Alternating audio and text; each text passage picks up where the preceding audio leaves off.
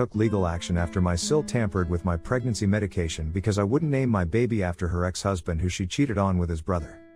Hey, I, 29F, am expecting my first baby with my husband, Luke, 29M. Luke and I had been trying to start a family for what seemed like ages.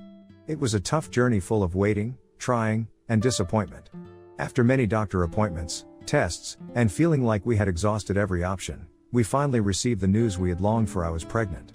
It felt like a dream come true. But what should be a joyful moment for us has become a strange nightmare because of my sister-in-law, Lila, 34F. Lila has had a tough time with relationships. She was married to Joe until a few years back. Then, she had an affair with Joe's brother, which caused a messy divorce that shocked everyone. Lila seemed surprisingly calm about it, while Joe took it very hard. He moved away, remarried, and has not looked back. Lila, however, has stayed single and still seems to hold on to Joe's memory, acting as if he is still a significant part of the family despite her past actions. When I announced my pregnancy, Lila was initially very excited and wanted to be involved. I thought she was just happy to be an aunt, which was nice. But soon, her excitement turned odd. After I shared the news, she began suggesting baby names. At first, I thought it was normal family enthusiasm, but then I noticed that every name was a variation of Joe. They were not exactly Joe, but they clearly referenced him.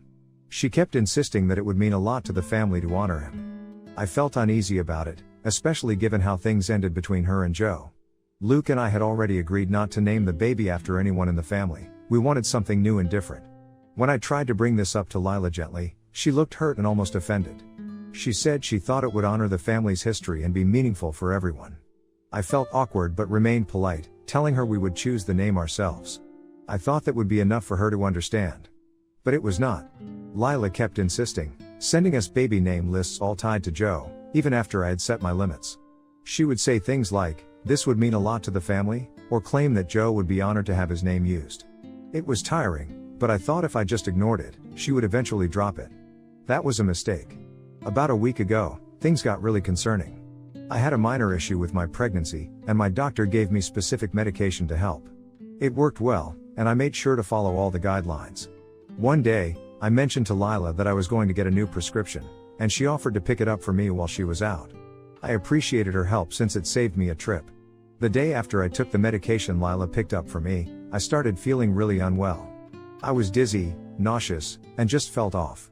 I thought it might be a new pregnancy symptom, but my condition worsened, and I had to go to the ER. After some tests, the doctors found out that the medication was not what I was prescribed. It was a much stronger dose that was not safe during pregnancy. Initially, I assumed it was a pharmacy error. However, I could not shake the feeling that something was wrong. Since Lila was the one who got the medication, I called her to see if she noticed anything strange.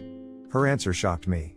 She joked at first saying she chose a stronger dose on her own because she wanted me to pay for not choosing to name my baby after her ex, and she started laughing, but then she went on to say that she got a higher dose because she thought it would help me more. She said it so casually, without any concern for the possible consequences.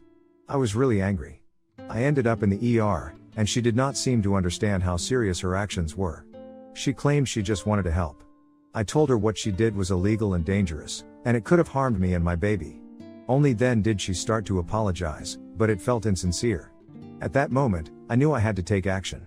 After talking it over with Luke, we decided to pursue legal action. We filed a police report, documented everything, and informed her that we were pressing charges for tampering with my medication. I felt this was the only way to make her realize how serious the situation was. This situation has definitely caused a big rift in the family. Lila is trying to present herself as the victim, saying she didn't know it would hurt me. But I cannot accept that. If she really cared about my health, she would not have changed my medication without telling me, especially while I'm pregnant.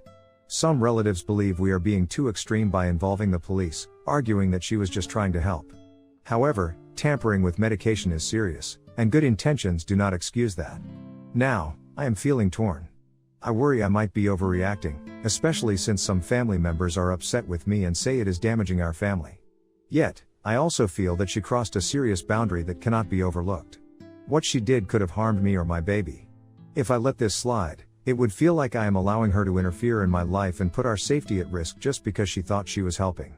I dislike that it has come to this, but I feel like I have no choice. Maybe facing legal consequences will help her understand how serious her actions were.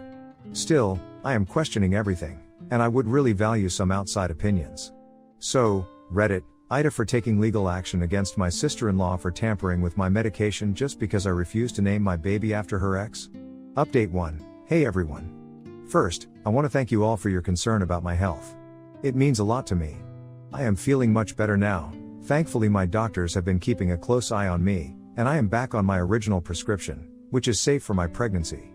I wanted to update you on my situation with my sister-in-law, Lila, after I mentioned taking legal action against her for messing with my medication.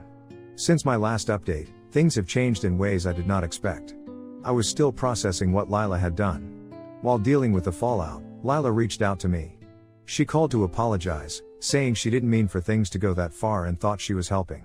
At first, I wanted to trust her. I thought she might really feel sorry for messing with my medication. But just when I was ready to accept her apology, she said something that completely caught me off guard. In a dismissive way, she mentioned that I should see she only wanted to help. It felt fake, like she was trying to shift the blame instead of taking responsibility. That was not even the worst part. Soon after our talk, I started hearing rumors from other family members about what Lila had been saying. She was telling people that my baby was not Luke's. She claimed this was why I did not want to name the baby after a family member. I could not believe it. Not only was she trying to twist the story about her actions, but she was also involving my marriage and my child's paternity in this chaos. When I found out about this, I was overwhelmed with anger. Lila's lies were driving me crazy. I was trying to look out for myself and my unborn baby, and she was spreading lies to excuse her actions. I confronted her directly, asking why she made such an accusation. Instead of owning up to it, she brushed it off, saying it was a misunderstanding and that she did not mean it that way. This was difficult for me to accept. Lila often minimized her actions and shifted blame to others, and this felt like just another example. It seemed like she wanted to distract everyone from her careless behavior and make me look like the issue in the family. The manipulation was frustrating. I kept thinking about how I was trying to protect my child and have a healthy pregnancy, only for her to create doubts. After talking with Luke, we realized we needed to act. Luke contacted some relatives to explain the situation and said that Lila was spreading lies. We had to protect our child and clear up any misunderstandings about our family. The aftermath has been tough. Some family members have reached out to support us, while others have criticized us, saying we are creating unnecessary drama. It is really frustrating because they do not understand the full situation. This is not just about names or Lila's feelings, it is about keeping my child safe. I feel like I am fighting on two fronts against Lila's manipulation and the misunderstandings in the family. As time passes, it is clear that Lila is not backing down. She is sticking to her story, trying to make herself look like the victim. I overheard her at a family event talking to others, saying I was being overdramatic. The more she twists the truth, the more determined I am to stand firm. I never thought I would have to confront a family member about something like this, especially during such a difficult time in my life. Lila's behavior has affected my relationships with other family members too. Some relatives are worried about how this will change our future gatherings and interactions. I understand they want to keep things calm, but at what price? Do I have to act like everything is okay while my sister-in-law makes false claims about my marriage and my child? I will not do that. I have talked to friends outside the family, and their advice has opened my eyes. Many have urged me to stay strong and keep track of everything Lila says or does that could hurt my family. It is disturbing to realize how far she might go to make her point or twist the situation. Now, I am trying to focus on my pregnancy, but I cannot shake off the worry about Lila's actions. I know I am right to protect my baby, but I am also concerned about how this family conflict will affect my child in the long run. Will they hear negative stories about their aunt that could tarnish our family's image? I am really frustrated and tired. If things escalate too much, we might actually have to do something serious. Update 2. Hi everyone, it has been 6 months since my last update, and I have a lot to tell you about what has been going on in my life. Right now, I am on bed rest because my pregnancy has become risky. This means I need to stay in bed as much as I can and avoid stress. Unfortunately, my sister-in-law, Lila, is making it really hard for me to relax. I feel like I am in a nightmare. This is a sensitive time for me, and I just want to focus on my health and preparing for our baby instead. I am constantly worried about what Lila will say next. Luke has been incredible through all of this. He supports me every day and helps me feel safe. He sees how much this is affecting me and has tried to confront Lila about her actions. After months of watching me struggle, he finally decided he could not take it anymore. He and his parents called Lila to tell her to stop spreading lies. They warned her that if she did not, they would cut her off completely. We all hoped this would make her understand how serious it was and change her behavior. Unfortunately, it had the opposite effect. Lila refused to listen and instead made things worse. She acted like the victim, saying we were overreacting and that she was only trying to help. Whatever that meant. It was hard to believe she could twist the truth like that, especially after her past actions. I knew I had to look out for myself and my baby, but it was draining. A few days later, Lila came to our house. I was resting in bed when I heard a loud banging on the front door. Luke answered, but before he could respond, she barged in. I was scared. She started shouting, accusing me of ruining the family. I was terrified and I realized how serious things had gotten. Luke quickly stepped in front of me, insisting she leave. I appreciated him stepping up, but it made me see how dangerous the situation was. After Lila finally left, I was terrified. I did not know what she might do next, and I hated feeling this way in my own home. After discussing it with Luke, we decided we needed to take strong action. We had to protect ourselves from Lila. We agreed to seek a restraining order against her. This was something we never thought we would do. It felt drastic, but we could not ignore the reality anymore. We needed to ensure our safety, especially with the baby coming. Getting a restraining order is not easy. We needed to consult a lawyer who guided us on the steps to take. We began collecting evidence of Lila's behavior. It was hard to remember all the messed up things she had done and said, but we knew it was important. We recorded every instance of her spreading lies and making threats. Meanwhile, my anxiety got worse. Being on bed rest gave me too much time to think, and I worried about how Lila's actions could affect our baby. I also considered how this might change our family relationships in the future. The thought of raising a child in such an unstable environment was scary. At the same time, Lila kept going. She continued to spread her awful rumors. I started hearing from other family members about what she was saying, which made me feel ill. I wanted to enjoy my pregnancy, but instead, I was caught up in this chaos. Luke did everything possible to protect me from the situation. He reached out to relatives to explain what was happening and to clarify any confusion. Some family members were supportive, while others were not. Some claimed we were creating too much drama by pursuing legal action and suggested we should just get along. I found this frustrating because they did not understand how serious Lila's behavior was.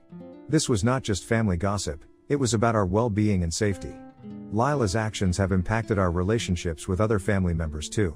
Some are concerned about how this will affect future family gatherings. I get that they want to maintain peace, but I cannot just act like everything is okay while Lila keeps spreading lies about us. I will not let her harmful behavior control our lives. I have also started confiding in friends outside the family about the situation. Their support has been invaluable. They encourage me to stay strong and keep a record of Lila's actions. They help me realize that I am not overreacting and that I have every right to protect my child. It is reassuring to have a support network beyond my family, especially when things feel so overwhelming. We are working on getting the restraining order, but I am also trying to concentrate on my pregnancy. Now, I really hope we get the restraining order because having Lila in our life is becoming a hazard for everyone. I will update you guys with the results. Update 3, hey everyone, it has been a few weeks since my last update, and I have a lot to tell you about what has been going on. We finally got the restraining order against Lila, which is such a relief. But before that, things got really scary, and I want to share that with you. Before we got the restraining order, Lila made a big mistake by emailing me. In her message, she threatened to hurt me and my baby if I went through with the restraining order. I was stunned. It was hard to believe that someone I thought of as family could say something so mean and threatening. It felt like she was trying to scare me into giving up. The email was full of accusations, saying I was the one ruining the family, and I could hardly believe what I was reading. Reading that email made me feel so weird. I felt scared and angry. How could she think it was okay to threaten me? It was tough not to let the anxiety take over. I kept worrying about how her threats could impact my pregnancy and my mental health. I could not let her control my life anymore, especially when I needed to focus on my health and getting ready for my baby. Luke was understandably angry when I showed him the email. He could not believe Lila would go this far. He immediately told me to keep it as evidence. He knew we had to take her threats seriously, so we started planning to talk to our lawyer. It was draining to deal with all of this while trying to stay positive during my pregnancy, but I knew I had to be strong for my baby. While we were working on the restraining order, I could not stop thinking about how much Lila's actions had changed.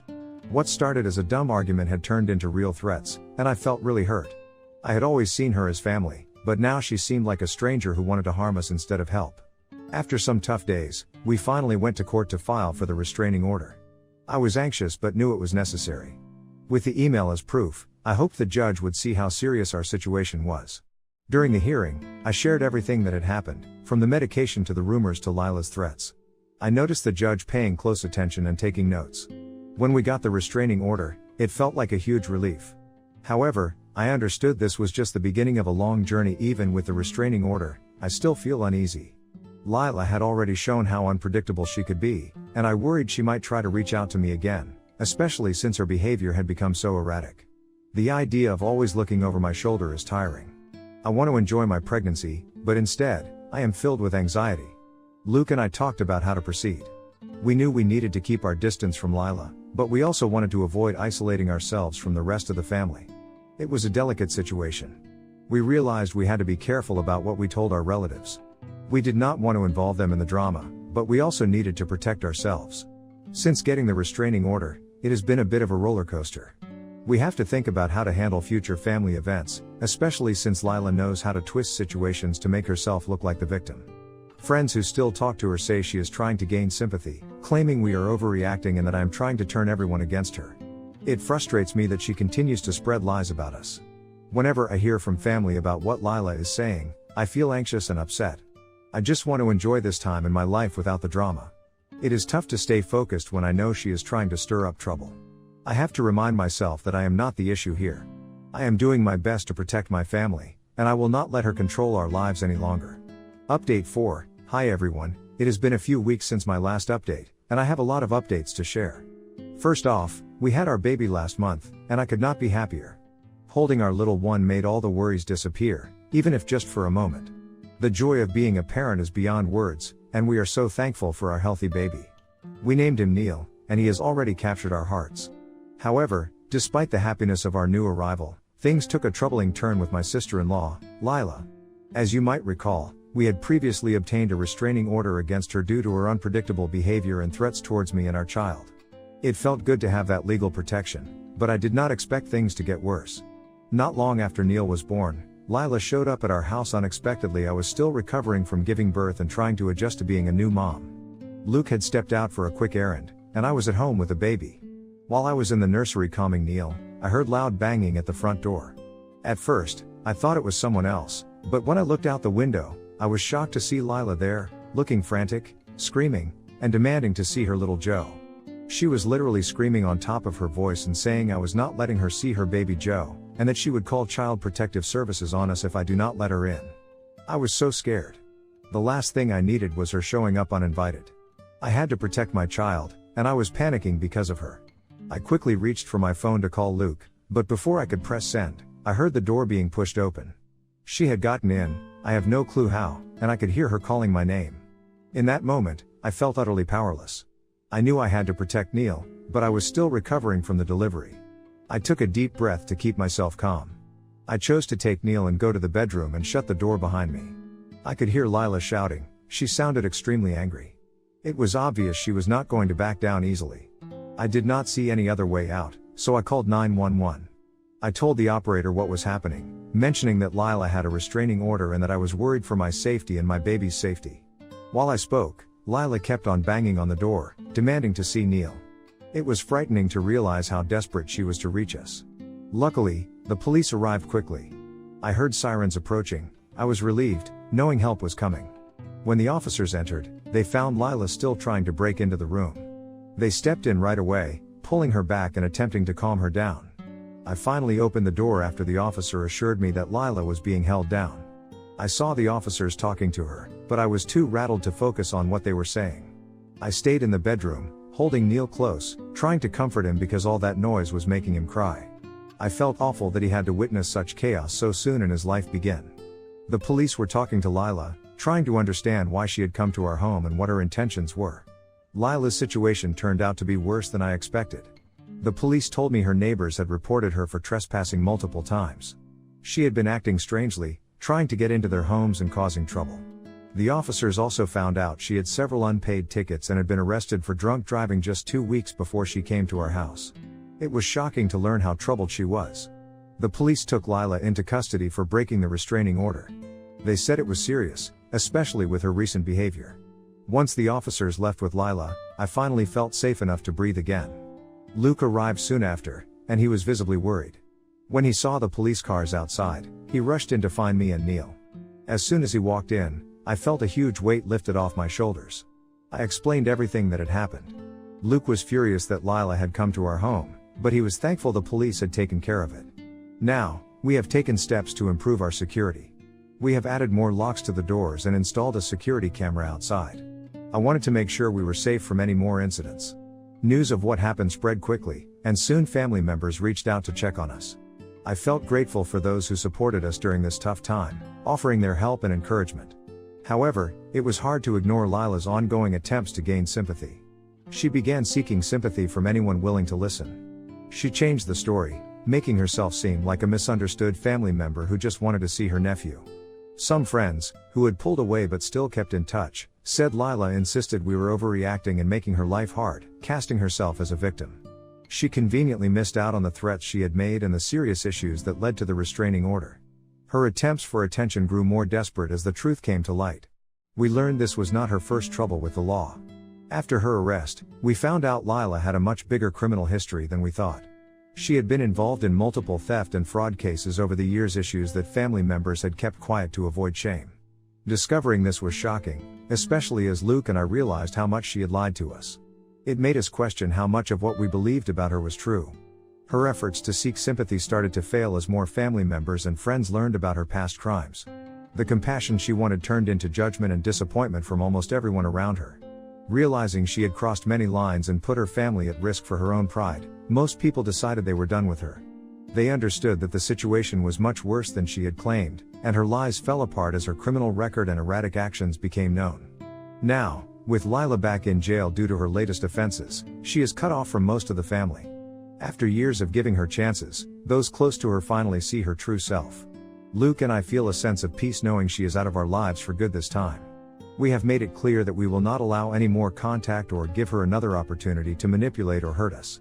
The whole situation has been tough, but knowing we can move on with our lives free from her manipulation and chaos is a huge relief. We have taken steps to protect ourselves and, most importantly, our baby from any future drama she might try to create.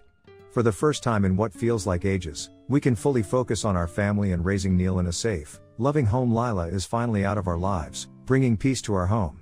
After months filled with stress and fear, Luke and I can now focus on creating a safe and loving space for our child, away from the chaos and manipulation Lila caused. The support from our family and friends has been very helpful, and it feels great to know we all agree on keeping strong boundaries. It is unfortunate how things escalated with someone we once trusted, but we have learned the importance of protecting our family and setting clear limits when needed. It is comforting to know that Lila or her past actions are no longer part of our lives, and we do not have to worry about her causing more issues.